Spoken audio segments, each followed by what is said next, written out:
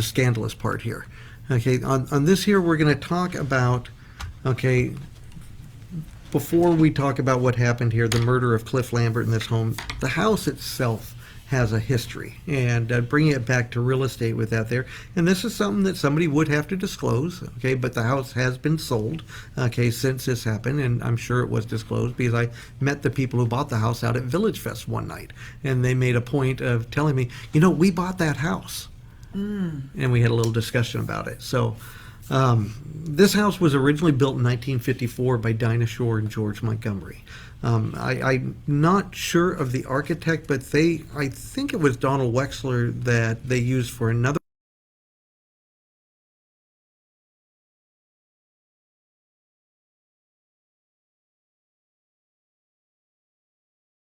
I'm not sure if you know or if our audience knows, but Dinah Shore and George Montgomery were in the habit of flipping homes in the Coachella Valley when they both lived here.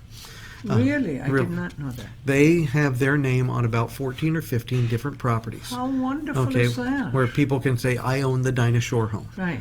Yes, but the truth was, and some of them were just like, well, in one of the neighborhoods that you like, a movie called The East. Mm-hmm. Okay, there's a couple of them over there, one very close to the Janet Leigh and Tony Curtis. Tony Curtis, thank you. Just down the street from them is a home that has the Dinah Shore moniker attached to it. But if you look at it, it's just a normal house. It's nothing nothing like this here in the Las Palmas neighborhood or the other one that DiCaprio bought. It's just a 3-bedroom, 2-bath, nice house that would have been bought and sold. But George Montgomery had a great talent for building things.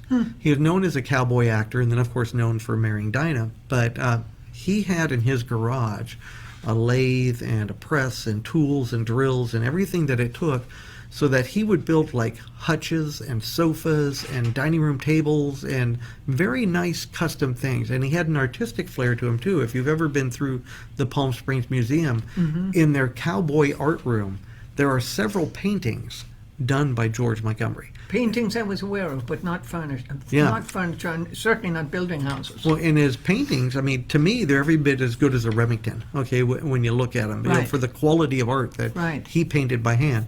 Well, his furniture were very much the same, and he could also build houses. He was just a very talented guy with his hands and an artistic eye. So anyways, there's, like I say, about 14 or 15 homes that have. Dinah Shore gets the credit, but George Montgomery did the work. Well, Okay. as it should be. Yes, As it should be. as it should. Well, and this one is a 4-bedroom, 5-bath, built in 1954, a little over 3,300 square feet, on almost a 15,000 square foot corner lot in Las Palmas. Wow. It's really, I mean, a fantastic place. Let me see here. Oh, and by the way, in 2012, which was 4 years after the murder that we're about to discuss, it sold for just over $1 million. And if you remember, the economy had not come back all the way, at least the housing market had not come Right. back all the way to anywhere near what it is now. These days, current CMA would put it somewhere a little over $3 million. Yeah, And what's the for address listing. of this? Are you going to tell us? I that? am. That is on my next, well, actually, one more screen after this. We're going to talk about the murder of Cliff Lambert, which people could read more on in my book on true crime that I have. And this one here, Camino Norte. and I put in 2012. I should have put in 2008. 2012 is actually when it sold. So I'll correct that for future use. But the home is 317 Camino Norte West, okay, in the Las Palmas neighborhood of Palm Springs, where it occurred. Before I go into the story, I want to stay on the house just a hair more. Here, let's correct this while we're at it. If I could there, Control Save, minimize, 60 Years of Dreams, 317 Camino Norte. So these are the pictures if we go to Zillow. Nice. Okay. Gates. This is the way it was in 2012. I don't have current pictures, so these are our best ones that we can work with. But Cliff Lambert was a pretty wealthy guy, okay, living there. He was an older gay gentleman who unfortunately made friends with the wrong people. And we'll get through it. But there's a few nice pieces still here in the home at the time, but not very much, the way that the home was ransacked. This one here I had to look at a couple of times. I may not know a lot in the world, but I do know a little bit about books. That is a nice collection of books. Those are what are called Easton Press, which are a leather-bound book with gold trim on them. Every one of those books is worth somewhere between $50 and $300, even in 2012. And it's, yeah, and these are some of the items that were overlooked by the thieves. Ah, well, yes. Okay, because they're still in the house and the home is selling after the death. Okay, so as we get into this a little bit and you hear me talk about the artwork or the gold or the jewelry or whatever that the thieves took advantage of, realize they left probably $5,000 in books as too small of a game with everything that they did. Or not recognized that they were worth. Possibly. They may not have been as talented in it. Right. But it's a nice property.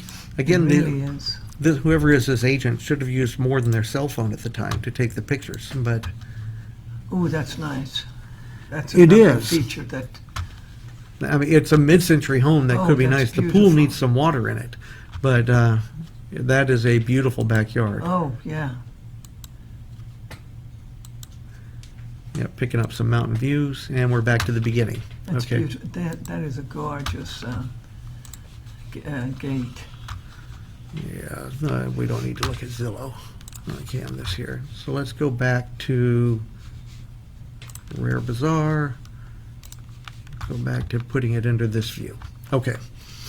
So, as the story goes, okay, it all began in 2008 on the internet when Cliff Lambert, who was a single guy about 70, who had recently lost his lover in life through some sort of tragic pool accident. I couldn't find any definite information on that. But he attracted the attention of a 25-year-old young man from the Bay Area. And he invites him down, okay, to Palm Springs. And the guy's name is Danny Garcia. And he was quickly able to learn that Cliff lived alone in Palm Springs, that he was wealthy, and I'm sure that Cliff was trying to entice the young man down. So he's talking about the nice things that he owns, his art, his jewelry, his cars, his money, okay, and sure enough, Danny takes him up on it and comes down. But unbeknownst to Cliff, Danny was not a nice young man, okay? He was part of a group of shysters who preyed on people and would extort huge sums of money from them through fraud and larceny, okay? And unfortunately for Cliff, Danny and his friends were about to not just steal his money, okay, it was going to get much, much worse. They called themselves the Boiz, okay? They ran themselves like their own little, I mean, I want to use the phrase gang, but honestly, they're not like a street gang. Right. These were a sophisticated group of criminals who preyed on people. Two of the people in there, Danny Garcia and Kaushal Narula, okay, were the ringleaders of this group. Danny was to be the bait. Okay, and Kaushal would be the one who would oversee the more intricate parts of it if it needed some sort of legal assistance to make happen, or if it was going to be exceptionally cruel. He was willing to go the extra mile, okay, to make sure the crime would be committed.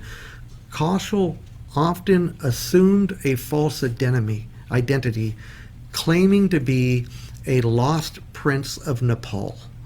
And he would do that. He was kind of a Southeast Asian sort of look to him on that there, and he was, if you look at his name, Kaushal Narula, he's come from that part.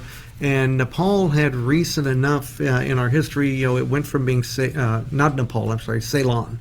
I wrote Nepal here, and that's correct. It's incorrect. It's Sri Lanka became Ceylon, okay, in the world. I think I've got that right, or is it the other way? But The other way. the other way. Okay, but Kaushal would claim to be part of the family that was kicked out when the country changed. Right. Okay, Right. and so he would claim to be a lost prince from I there. see. And this guy, David Rapogle, that's in there, and I'll go through some of their pictures here in just a minute on this here. He was an older gentleman who was an attorney who introduced Danny and Kaushal to each other when they ran an earlier scam where they preyed upon a gay gentleman in San Francisco, claiming that he raped them while they were underage boys. Because these young men at this point are in their mid-20s, and so they originally met each other somewhere 15, 16, 17 years old. So in the early 2000s, or right around the year 2000, this attorney runs a scam where this gentleman named Thomas White, okay, is accused of raping underage boys, and apparently it was a big story in the Bay Area this year, and so much so that the gentleman Thomas White, who still says to this day, okay, that he never did it, fled to Mexico, and then down there somehow did something and got imprisoned. And as far as I know, he's still imprisoned in Mexico today, falsely accused here in the United States, unable to fix his problems in life. And that scam, led by David Rapogle, ended up with about 50 young men all making the same claim against Thomas White. Okay, and it was a huge story in its time. From that, these two young men, Danny Garcia and Coachella Narula, become friends and start living a life of crime, where now they're looking for other people to take advantage of. And then one day they run into Cliff Lambert, okay, on the internet. And these other people that are in there are all part of their group. They call themselves the Boiz. Oh, great. We've got somebody's car horn out there that comes up. But Miguel Bustamante was the muscle of the group. Craig McCarthy was more muscle, but also a bit of the weak link in the group. And Alex Shabazian lived in Utah, but he was their friend as a computer hacker. So he would help them to be able to, first it often start with Danny Garcia becoming friends with somebody over the internet, and then if he could meet them or whatever information he got, he would turn it over to Alex Shabazian so they could, through the computer, prey on the person with the camera and the microphone and stuff and begin to learn a pattern of what this person is doing. Of course, if they could ever have that person visit a website that was improper, they could use that to blackmail them on that there. They were just a horrible group of people. Now, they were eventually caught, okay? So I've got pictures of some of the criminals here. This was the mugshot, okay, for Danny Garcia. And him and all of the guys who were involved with it, I think one got away. There was a cousin, I think, named Dennis, okay? And I couldn't find his last name through my research, who was the only one of the group who got away, and who knows where he is, okay? But the rest of them were all eventually caught, and we'll get there here in a few minutes. But Danny Garcia was one of the earlier ones who got caught in it, and he was the one who was the bait who went down first and met Cliff. Danny found Cliff's home to be very much like Cliff had described. There were original watercolor paintings, some expensive framed lithographs. Okay, one was even signed by Picasso. Wow. Okay, there was an ancient Peruvian statue, a large Tiffany clock. I got this information that's on here in a combination of internet searches, but I actually did a public records request at one point through the Palm Springs Police Department, and that's how I was able to get some of the pictures here. When I wrote the book Palm Springs True Crime, I really wanted to be as factual as I could, okay, with it. And if somebody reads the book, and they're going to find it in much greater depth than what I'm going to go through here. There were just a lot of expensive knickknacks, gold cigarette cases, little statues, Tiffany stuff, around the property. Obviously, Cliff had some money and liked nice things. In the garage, okay, there was both a silver Mercedes convertible and a blue Rolls-Royce Corniche.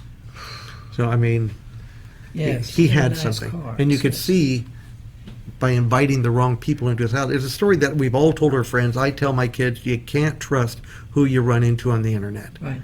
Right. Okay, these are three of the other people, okay, there. And I look in the eyes of the guy on the right, Coachella Narula.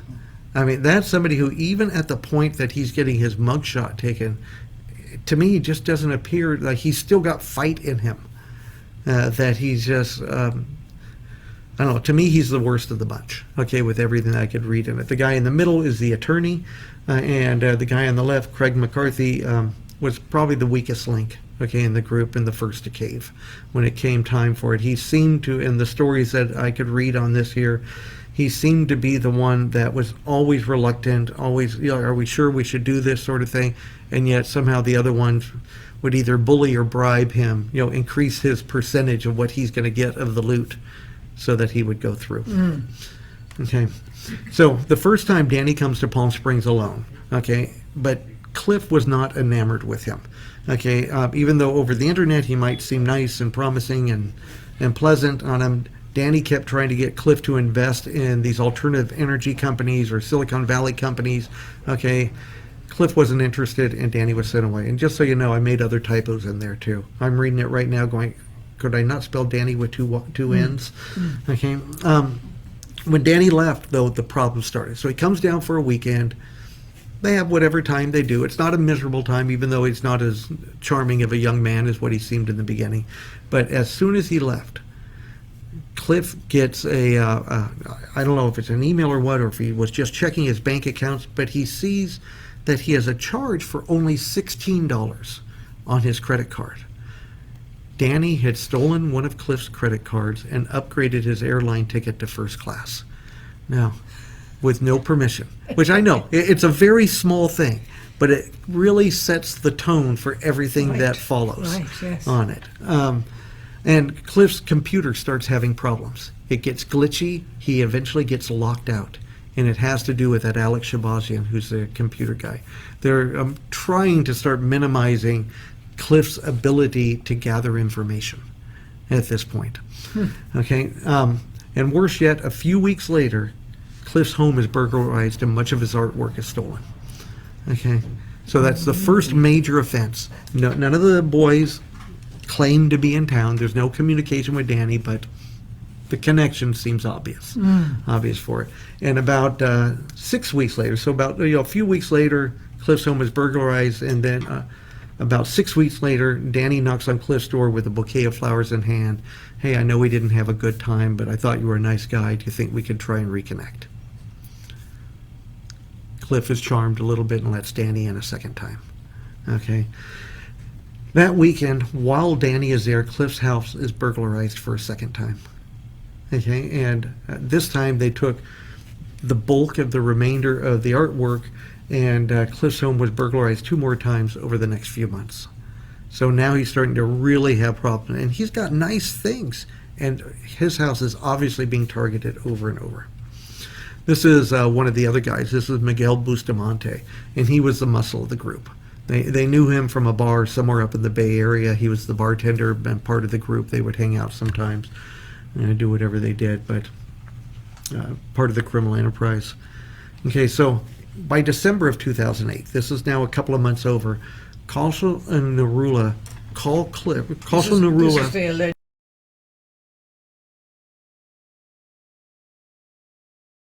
Hasn't met Cliff. Cliff hasn't met him yet. So he calls Cliff and pretends to be an attorney representing a will from a deceased friends of Cliff. So somehow between Danny visiting the house and that friend who's the computer hacker, they're able to find somebody in Cliff's circle of friends that has died. And they pretend to be an attorney representing a will, and Cliff is going to get a fortune. It's in the millions of dollars, and there's artwork, and there's all sorts of stuff. And that there, so Cliff feels like he's somehow like it's good karma, and he's going to be made whole again, with this here. Okay, and all that needs to be done is that Cliff needs to meet with Kaushal, okay, and sign some papers to him. And they're going to meet at a restaurant called Dinks down in North Palm Springs. You remember Dinks? Yes. That was there. Yeah, very trendy, very modern, place on it down there. And that night, while Kaushal is with Cliff, they're signing the initial papers, and they start apparently with water, but they build up to alcohol as they become more comfortable with each other.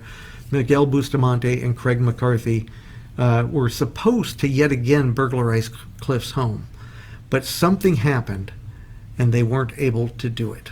I think, if I remember right, either a maid or a gardener or some friend of Cliff's, because Cliff had friends, here in town, ended up stopping by the house at about the same time, and there was a near encounter where the 2 burglars were in the garage, hunched down on the other side of the car, and the friend came into the house doing whatever they were doing. It was an invited thing, and the friend was allowed to do it, but it scared the burglars enough that they didn't complete the act and they left. Okay.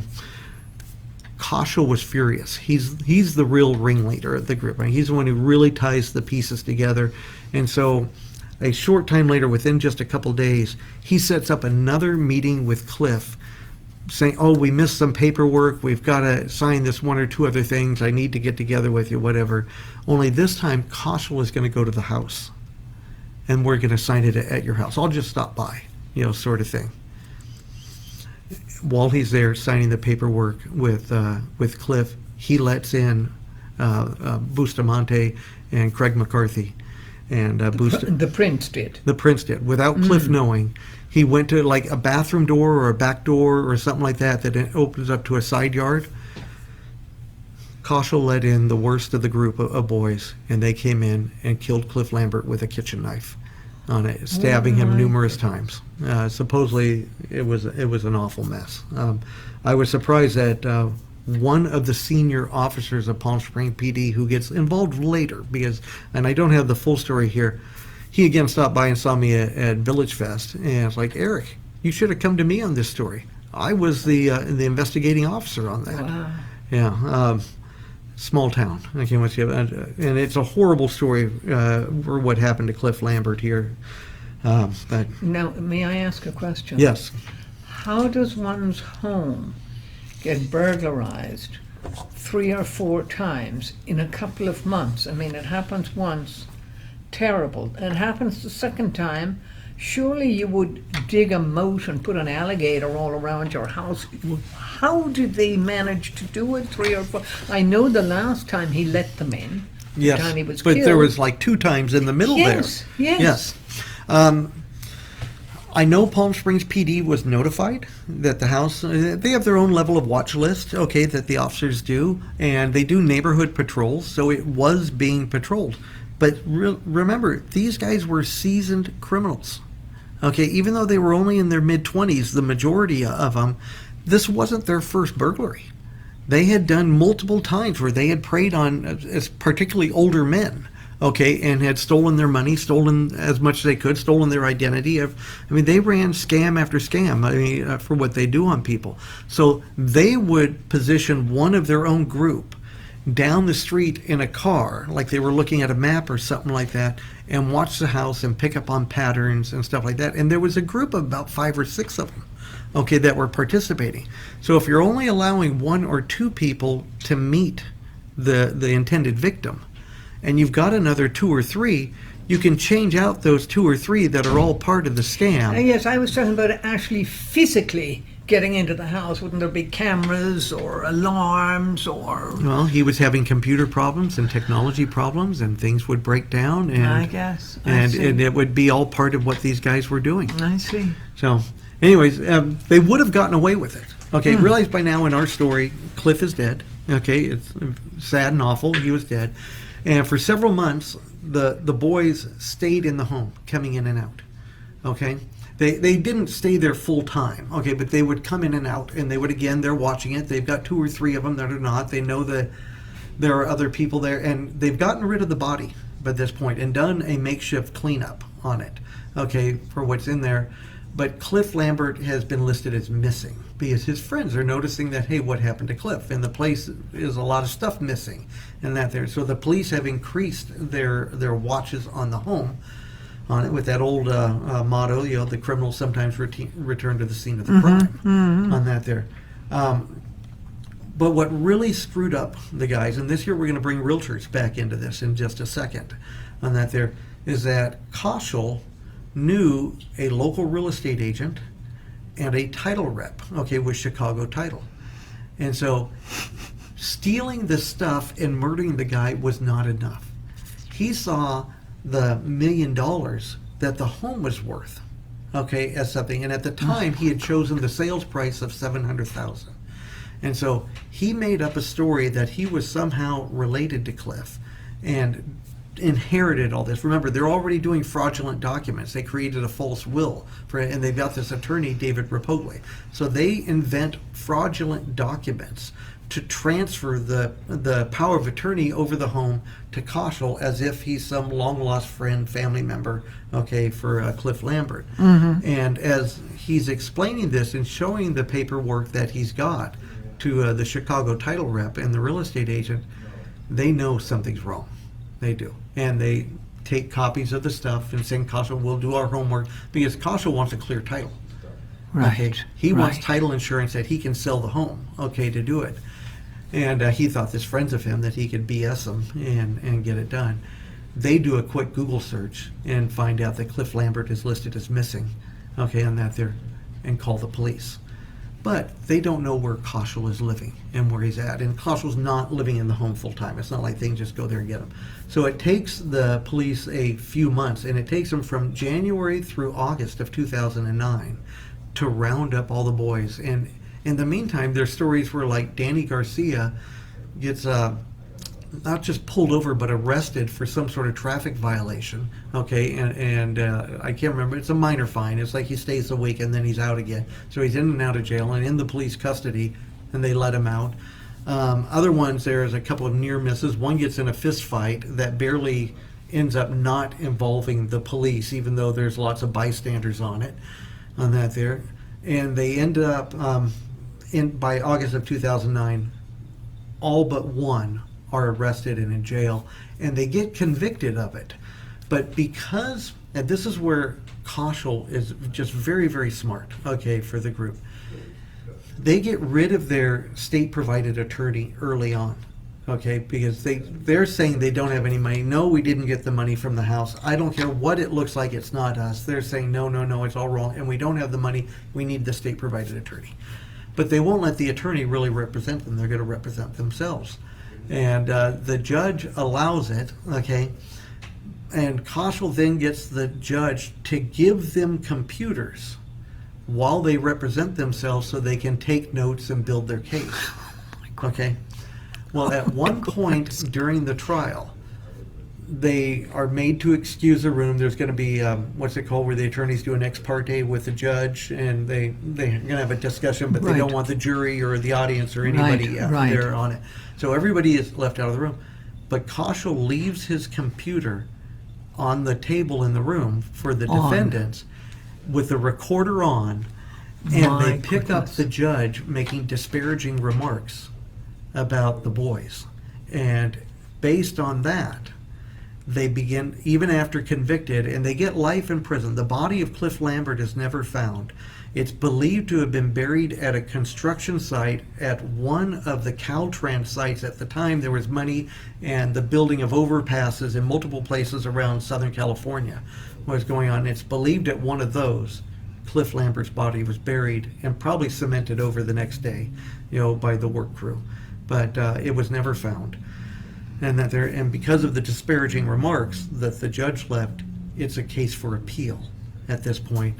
And I know that as of 2 years ago, it had made its way back into the courts, and then I didn't hear anything about it in a while, but I think it was Fernando, okay, if you know Fernando who works here, who sent me a text this morning saying there's something about the Cliff Lambert murder today on KESQ. No You kidding. might want to watch News at 6. Wow, how timely is that? I know. It's a pretty incredible story, I'll tell you, and And did Cliff Lambert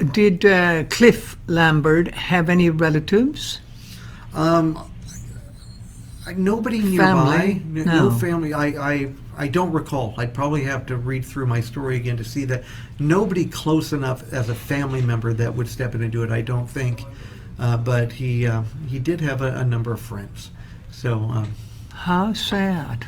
yeah. How incredibly sad. How'd you like to have to disclose all that, as a realtor on a home? Well, I wouldn't. I did sell a house there was a murder in a couple of weeks before. This was about 10 years ago, and I called, somebody had called me and said there was a house, but somebody had died in it. They didn't give me any details. So I went to the house, and there was a part of the carpet that had been, Replaced? very clean. No. And I called the person who had called me about the house. I said, what do you know about this? And they said, well, so-and-so was murdered in there a couple of weeks ago, and the So I had called this client of mine, and I said, I have a great deal. There is one little thing, though. Somebody was murdered here a couple of weeks ago, and he said, is the body still there? I said, of course not. He said, fine, let's put in an offer, and he did buy it. Yes.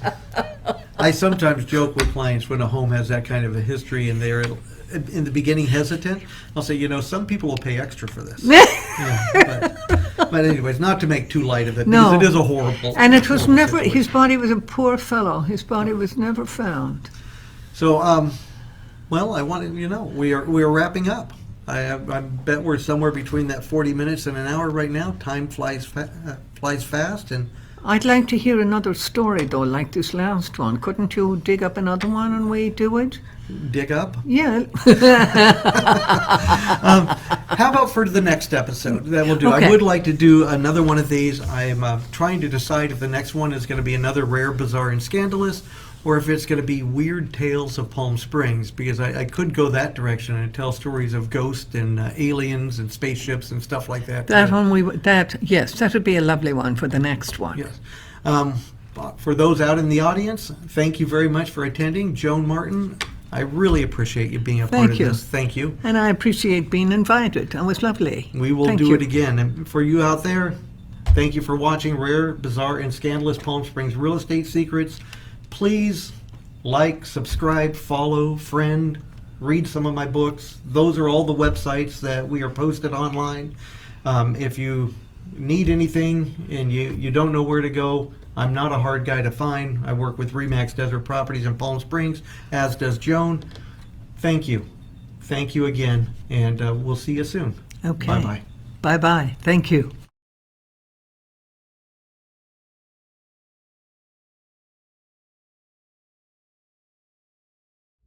Thank you for watching the video. I hope you found it both fun and informative. Please like and subscribe and make comments below. And remember, if there's anything I can ever do for you, all you have to do is give me a call. I'm Eric Meeks. Thank you again. Have a good day.